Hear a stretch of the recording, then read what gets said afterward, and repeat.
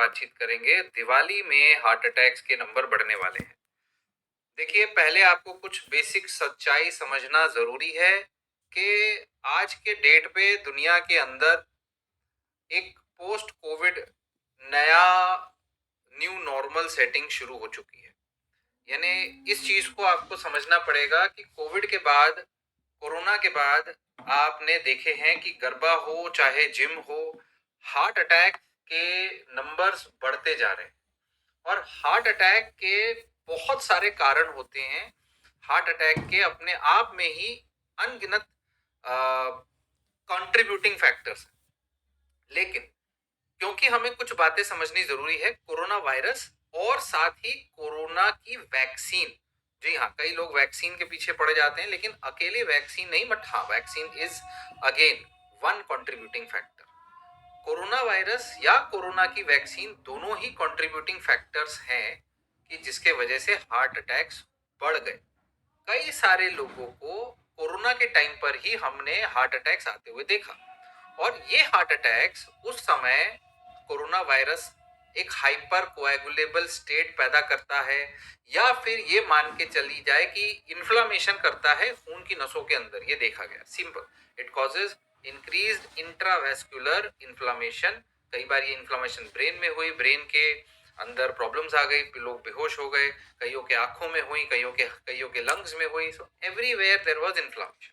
सो after corona जब हम ये देखते हैं कि कई सारे लोगों को हार्ट अटैक्स आ गए, यंग लोगों को, तो ऐसे कई सारे सब क्लिनिकल पेशेंट्स होंगे जिनके अंदर कुछ हद तक ब्लॉकेजेस डेवलप हुई, कुछ प्लाक्स डेवलप हुए थ्रू आउट द बॉडी, बहुत सारे प्रॉब्लम्स आए और वो बच गए। फिर भी उन्हें पता ही नहीं चला, कोई मेजर सिम्टम ही नहीं आए, देवर कि चलो भाई बाल बाल बच गए, पता ही नहीं चला। ऐसे लोग, उसके ऊपर से कई सारे लोग हैं जो on top of that they don't check their blood pressure, they don't sleep, जो स्मोकिंग अभी भी कर रहे हैं, जिनको कोई कोई सांस में फूलता है, जिनको थकावट महसूस होती है, लेकिन वो फिर भी इग्नोर करते हैं।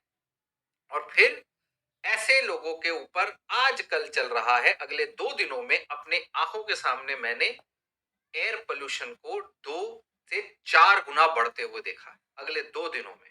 जी हाँ, मेरे घर में, मेरे कमरे में एयर प्यूरिफायर चलता रहता है, और वो एयर प्यूरिफायर 1 सेकंड के लिए गेट खोला जाए घर का, तो वो उसके अंदर जो AQI लेवल है वो डबल से ट्रिपल हो जाता है 1 सेकंड के लिए। सो सच हाई पोल्यूशन लेवल बढ़ रहा है।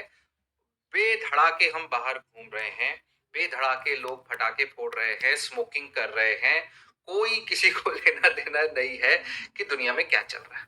तो इसीलिए ये टॉपिक मैंने आज चुना कि अगले 2-3 महीने हार्ट अटैक्स बढ़ने वाले हैं। अगले 2-3 महीने आप लोगों को सतर्क रहना है, और तो कारण इज दिस एयर पोल्यूशन जो अगले 2-3 महीने चलेगा। आज तो बढ़ रहा है, अब दिवाली में ये खूंखार तेजी से बढ़ रहा है और बहुत तेजी से बढ़ेगा, और दिवाली के बाद फिर अगले 2-3 महीने तक झटता नहीं है, बना रहेगा।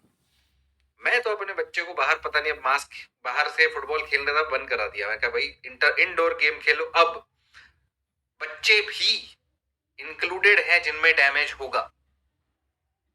और air pollution is not a simple thing. Air pollution के अंदर कई सारे हार्मफुल पार्टिकल्स ऑलरेडी आपके मार्टिकुलेट, चाहे आप जो ozone, sulphur dioxide, nitrogen dioxide, particulate matter, vehicle से, इंडस्ट्री से, फॉसिल फ्यूल से, फलाना ढमकाना, इनको पकड़ लो।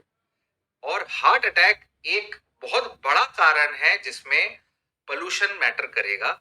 और पुरानी न्यू नॉर्मल, चाहे आप वैक्सीन को दोष देते हो, मर्जी आपकी, चाहे आप कोरोना को दोष देते हो, मर्जी आपकी, चाहे आपकी लाइफस्टाइल खराब है, और ये सब जोड़ दो आप, आपको अपना रिस्क समझना है। And there are many research findings जो कि ये बताती है कि जी हाँ, PM2.5 पार्टिकल्स से एक्सपोजर, यानी कि फाइन पोल्यूशन से एक्सपोजर से हार्ट अटैक के रिस्क बढ़ जाते हैं।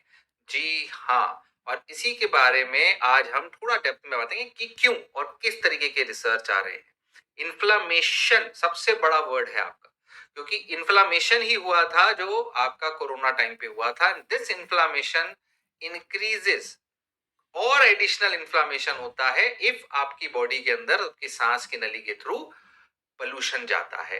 स्मोक जाता है, ऑक्सीडेटिव स्ट्रेस बढ़ता है और ब्लड क्लॉटिंग डिसरप्ट होता है, कहीं ज्यादा हो जाएगी कहीं नहीं होगी। और एयर पोल्यूशन से, ये air pollution is not a minor, it's a major risk factor, major risk factor for cardiovascular diseases.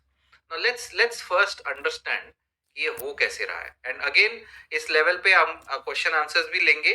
सो हमारे सारे जो मेंबर्स हैं वो अपने सवाल लिख सकते हैं, उनके क्वेश्चंस लेंगे। मनप्रीत सिंह, आनंद जी, हाय, मेंबरशिप आप ज्वाइन कर सकते हैं, नीचे सेक्शन आपको मिल जाएगा। अभी मैं आपको एक इंपॉर्टेंट डॉक्यूमेंट पे लेके जा रहा हूं कि कार्डियोवैस्कुलर रिस्क कैसे बढ़ता है, कि भाई बस बोल दिया, हाँ बोल दिया, बोल देने से नहीं होता, सबूत क्या है। सबसे बड़ी बात आ जाती है कि सबूत क्या है कि हाँ भाई एयर पोल्यूशन की वजह से हार्ट का रिस्क बढ़ेगा। तो आज आपके सामने हम सबूत लेकर आए, ठीक है। सो एयर पोल्यूशन का रिस्क कैसे बढ़ता है, सुन लो। इसके ऊपर अब पहले से भी बहुत सारे एयर पोल्यूशन हैं दुनिया भर में। मैं साइड हो जाता हूँ थोड़ा सा और आपको दिख जाए सही से, इसका और एक लेवल बढ़ा देते हैं। ठीक है, अब आ गया, ठीक है, एक और लेवल बढ़ा दिया, अभी भी नहीं आ रहा है। सो सोशियो इकोनॉमिक स्टेटस आ गया है, एयर पोल्यूशन कहाँ चला गया, give me a second, sorry.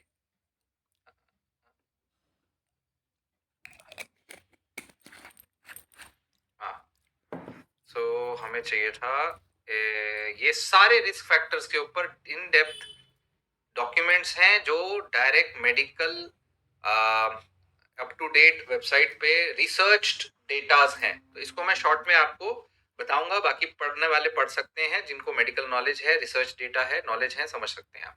So air pollution के आज से नहीं, अर्ली 21st सेंचुरी से ये बता दिया गया था कि ये एक पोटेंशियली मेजर और मॉडिफाइबल रिस्क फैक्टर है। मतलब आप चाहें तो मॉडिफाई कर सकते हैं पर्सनल लेवल पर भी और overall global level, personal level पर मास्क पहन के, ग्लोबल लेवल पे गवर्नमेंट और वो जो भी है या खुद के हिसाब से आप कई डिसीजंस ले सकते हैं। प्लांट्स और बतेरी चीजें हैं, लेकिन दिवाली एक बड़ा पार्ट अगले 2 महीने में, ठंड के मौसम में और ज्यादा।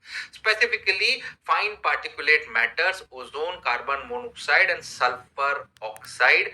एक नहीं, बहुत सारी स्टडीज में देखा गया है कि लॉन्ग टर्म एक्सपोजर के वजह से अगर ऐसी दिक्कतें आती हैं तो आपके अंदर risk of developing disease, CVD, cardiovascular disease बढ़ जाएगा। अब बोले लॉन्ग टर्म तो हम नहीं, लॉन्ग टर्म होंगे 3 महीने। शॉर्ट टर्म एक्सपोजर के भी इन पार्टिकल से टोटल मोर्टेलिटी, यानी आपके जिंदा रहने के चांसेस, मरने के चांसेस बढ़ जाते हैं, एक्यूट कोरोनरी इस्चेमिक इवेंट्स के चांसेस बढ़ जाते हैं। तो ये कई स्टडीज में देखा गया है। नंबर 1 रिस्क जो है मायोकार्डियल इंफाक्शन का, हार्ट अटैक का, इसके ऊपर 34 से ज्यादा स्टडीज हैं जिनका मेटा एनालिसिस हुआ है कि अगर carbon monoxide, nitrogen dioxide, sulphur dioxide जैसे स्मॉल पार्टिकल से आपका एसोसिएशन या आप उसके अंदर लेते हैं तो हार्ट अटैक का रिस्क बढ़ जाएगा 5% तक।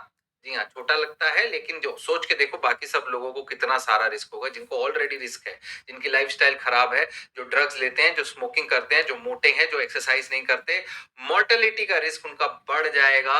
That is very very important जो आपको समझना है। मोर्टेलिटी यानी ओवरऑल बीमारियों से जल्दी मर जाने का, बड़ी खतरनाक बीमारी बन जाने का, आपके डेथ का रिस्क बढ़ जाता है। एंड एक्यूट कोरोनरी रिस्क का इमीडिएट रिस्क है, इमीडिएट रिस्क है, यानी कि इस 2 महीने 3 महीने में हमारा काम बढ़ जाएगा, हार्ट अटैक के नंबर्स बढ़ जाएंगे। और कई लोगों को कोई ट्रिगर्स होंगे, कोई दिवाली खेल रहा है, कोई ज्यादा पार्टी कर रहा है, कोई दारू पी के घूम रहा है, ऐसे ट्रिगर्स होंगे, कोई जिम में एक्सरसाइज कर रहा है, ऐसे ट्रिगर्स होंगे। फिर दोष दिया जाएगा कि जिम की वजह से हुआ है, इसकी वजह से हुआ है, but they are not responsible. Okay, एक अकेली चीज नहीं होती है, याद रखिए। एसोसिएशन स्ट्रॉन्गेस्ट आप देख सकते हैं कि ओजोन हो या PM 2.5 पार्टिकल्स हो, उनसे कार्डियोवैस्कुलर रिस्क बढ़ता है।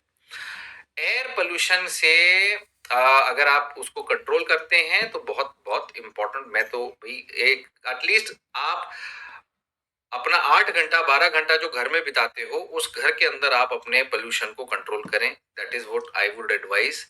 और इसके ऊपर कई सारे रिलेशनशिप्स हैं कि डोज और रिस्पॉन्स का भी रेशियो है। जितना ज्यादा डोज रहेगा उतना ज्यादा आपके अंदर, इवन इफ आपको अटैक ना आए, सब क्लिनिकल एथेरोस्क्लेरोसिस भी होगा।